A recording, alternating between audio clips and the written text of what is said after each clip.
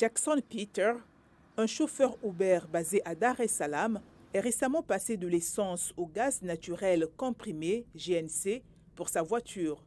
Il dit qu'il l'a fait pour l'environnement et son portefeuille.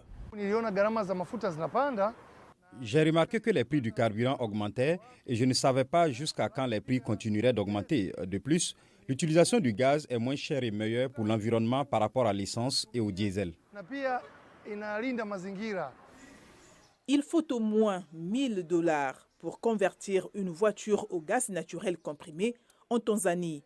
C'est un prix que de nombreux automobilistes trouvent plus abordable, même si le gouvernement ne subventionne pas le changement.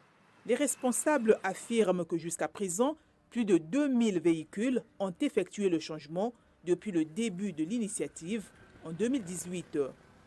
Au centre de conversion, situé à l'Institut de technologie de Dar es Salaam, il y a un flux constant de clients. Selon Djerutu Bosingue, chef d'atelier, avec une sensibilisation et une éducation croissante sur l'utilisation du gaz naturel en Tanzanie, le nombre de clients est passé rapidement d'1 à des milliers. Avec une sensibilisation et une éducation croissante à l'utilisation du gaz naturel en Tanzanie, le nombre de clients est passé rapidement de 1 à des milliers. Les projections indiquent plus de 6 000 clients d'ici 2024-2025, reflétant la réponse positive alors que de plus en plus de Tanzaniens profitent des avantages de l'utilisation du gaz naturel dans les véhicules.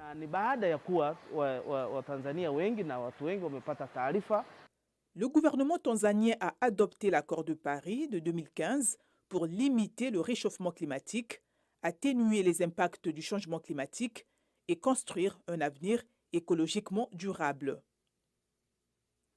Jamal Baruti, du Conseil national de l'environnement de Tanzanie, affirme que d'ici 2030, ce pays atteindra son objectif de réduire de plus de 30% les émissions de gaz à effet de serre.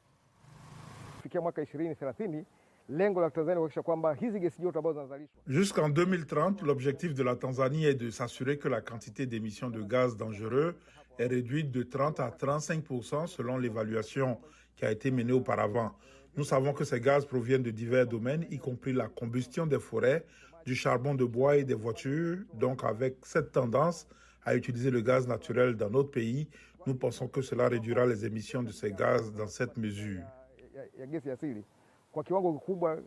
En plus d'encourager les voitures à passer au gaz naturel comprimé, le gouvernement tanzanien a interdit l'utilisation du bois de chauffage et du charbon de bois par les institutions privées et gouvernementales à partir de 2025.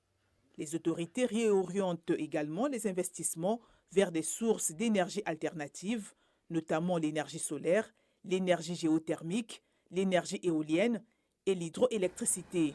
Pendant ce temps, Jackson Peter est convaincu que son passage au gaz naturel comprimé portera ses fruits, anticipant des bénéfices importants tout en donnant la priorité à la préservation de l'environnement.